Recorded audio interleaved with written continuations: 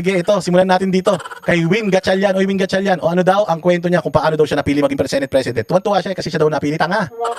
Hindi ka pinili na maging Senate President dahil magaling ka. Bobo. Kaya ka pinili maging Senate President dahil para kang si Arn Arn. Yung puppet ni Arnold Clavio. Lahat ng gusto niyang ipagawa doon sa puppet, ginagawa niya. Ginagawa ng puppet. Ikaw ang Arn Arn ni Tito Soto. Kaya nga ang Senate Pro Tempore si Tito Soto.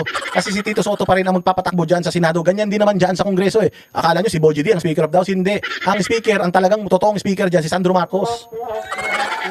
Dami lang yan, dami. Puppet lang yan si Boji D. Ito rin, puppet. Ano, tuwan-tuwa ka sa sarili mo, Gatchalian. Iniwan ka nga ng shota mo eh, dahil wala kang kwentang tao.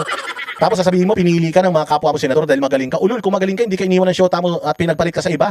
Ibig sabihin, wala kang galing, wala kang tino. Nagsasasabi mo, kaya ka inilagay dyan kasi alam nila tanga ka. Parang clay yung utak mo. Kung anong gusto nilang hulma, yun ang hulma ng ulo mo. Pag sinabi nila sa'yo, gawin mo to, kita mo, nag-post ka sa social media mo, sinabi mo sa social media mo, you need 16 to impeach. Putang ina, tapos biglang tinake-down mo. Tapos ngayon, sinasabi nyo 15 na lang. O kita mo, wala kang sariling desisyon. Bakit? Kasi aso ka na, isa ka lang puppet, wala kang legacy na iiwan. Kasi alam mo sa sarili mo na inilagay ka dyan, hindi naman dahil competent ka, inilagay ka dyan kasi nga masyado kang mabait. Pag masyado mabait, alam natin, ano yan, masunurin yan. At minsan yung sobrang masunurin, tanga yan. O marami akong ganyan kaklase na nag-aaral ako sa high school at saka sa college. Nag-aaral ako ng college, ang ginagawa ko yung pinakatanga kong kaibigan dahil mukha kong siga eh. Yung pinakatanga kong kakaklase, kakaibiganin ko yan. Syempre matutuwa siya. Uy, talaga kinakaibigan mo ako. Oo, akong bahala sa'yo. Wulpihin ko lahat ng aapi sa'yo. Ito yung notebook ko, isulat mo lahat ng sulat ng teacher. Iuwi mo na lang yung notebook ko, kopyahin mo na lang sa bahay nyo. Ganun ang ginagawa ko dati. Oo, kumbaga, pinili kita kasi tanga ka. Kaya kitang utuin para gawin mo yung mga bagay na gusto kong gawin sa sarili ko. Ganun ang ginagawa sa ni Tito Soto. O kunyari, kaibigan ka niya, kunyari inilagay ka niya diyan, tuwan-tuwa ka, pero ang hindi mo alam, putsang ina, pinasusulat ka lang niya. Pinasusunod ka lang niya sa mga gusto niyang gawin. Binubuli ka. Tapos tuwan-tuwa ka naman. O pakinggan natin kung paano daw siya napili bilang Speaker of the House. Come up, sir, yung idea that you will be the next Senate President. I think lumabas yan nung nagsalita si Senator Kiko Pangilinan, si Senator Ping Lacson, Senator... Di ba? Nung nagsalita si Pangilinan, nagsalita si Lacson, nagsalita si ganito si ganyan, bakit sa'yo binigay? Pwedeng ibigay kay Lacson yan. Bakit sa'yo binigay? Alam nila sasamlay eh. Alam nila na ito na yung huling pagkakataon, ito na yung huling panahon.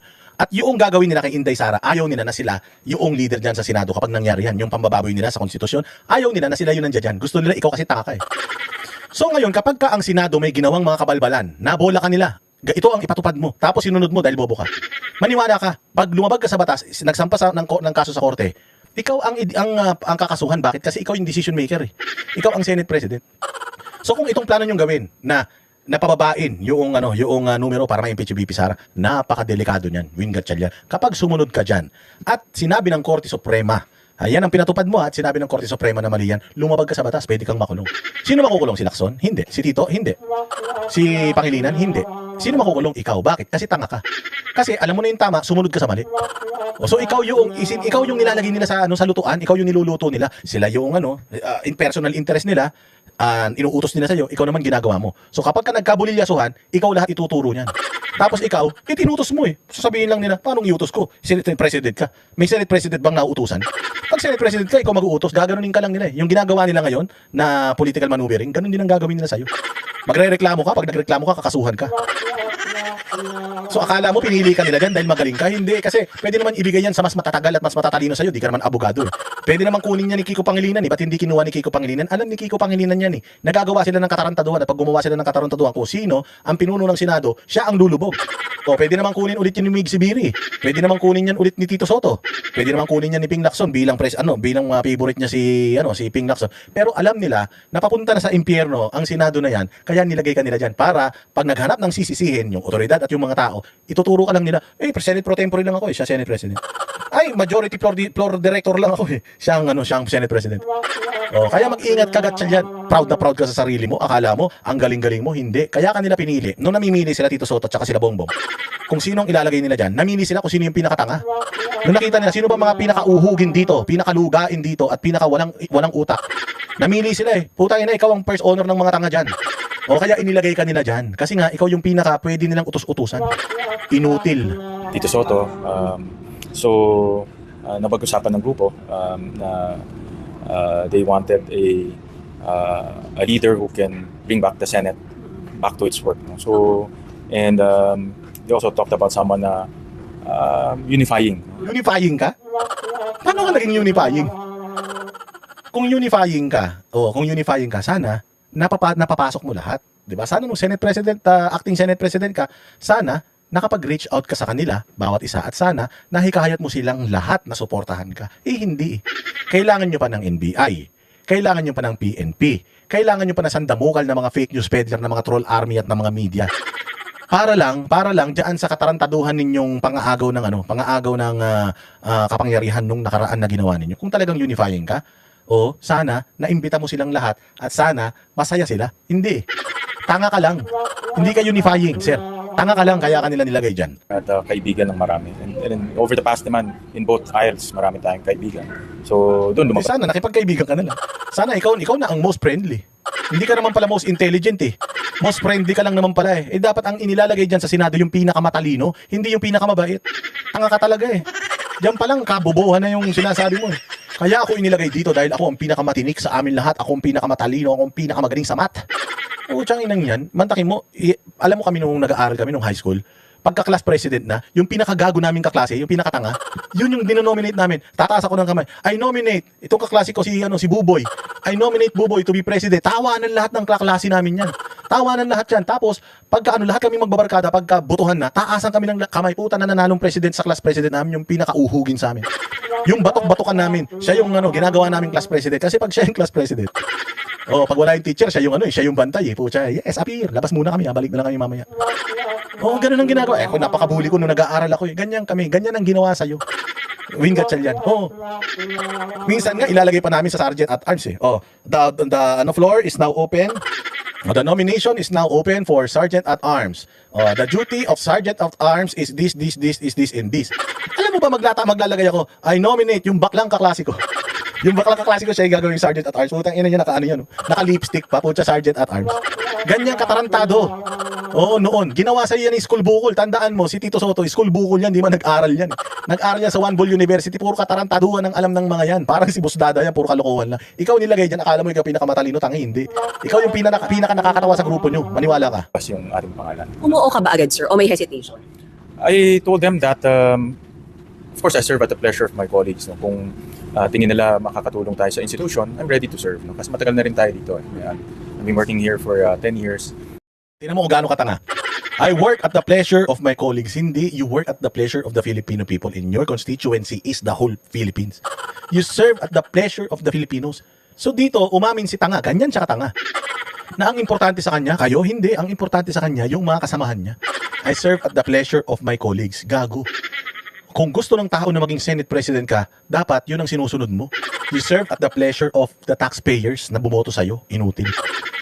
Hindi yung mga kasamahan mo ang amo mo na dapat pinasasaya mo. Ang amo mo na dapat pinasasaya mo, yung taong bayan. You should serve at the pleasure of the taxpayers, hindi serve at the pleasure of my colleagues in the Senate. Abnormal. Di ba? Bobo. Yan ang yan. Tanda-tanda na 10 years na sa Senado, walang utak. Anak ng tinapay ikaw. And napakita ko naman yung aking seriousness sa trabaho. No? So, serious daw siya sa trabaho, naniniwala kayo? Hindi, kasi ganito yan mga bossing ha.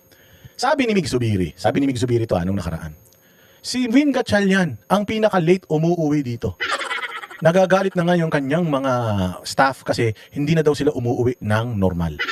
Hindi na daw sila umuuwi sa tamang oras. Alam mo, sign yan na bobong leader ka. Bobong leader ka. Bakit? Ang trabaho natin, alimbawa alas 8 ng umaga, alas 5 ng umaga, ang hapon dapat tapos ka na. Ngayon, kapag nakita mo yung tao mo, kung ako magaling ako na leader kasi ako nagkaroon ako ng mga tao, may posisyon ako dati sa aking kumpanya, nagkaroon ako dati ng mga tao na minamanage. Titingnan ko yung workload ng tao ko. Pag nakita ko yung tao ko nag-overtime, galit na galit ako niyan. Hey, ba't nag-overtime? Kanong oras dapat nagtatrabaho ka pa? Dapat umuwi ka na. Alam mo sasabihin sa akin, sir, ang dami kasi. Ba't madami? Ba't madami yan?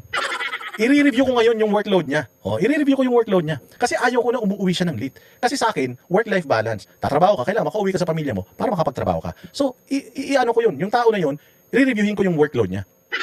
Titingnan ko kung ano kung ano yung workload na pumapasok sa kanya, yung proseso niya, aaralin ko yun.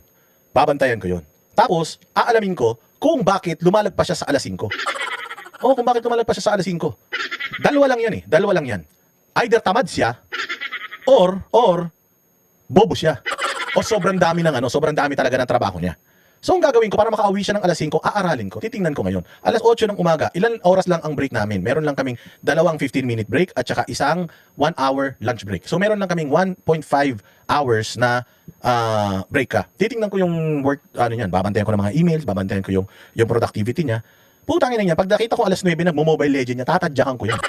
Kaya ka pala umaabot ng gabi, sinasabi mo hindi mo matapos yung trabaho mo hanggang alas 5 kasi putangin na yung oras ng trabaho, dapat nagtatrabaho ka, nagmo-mobile legend ka.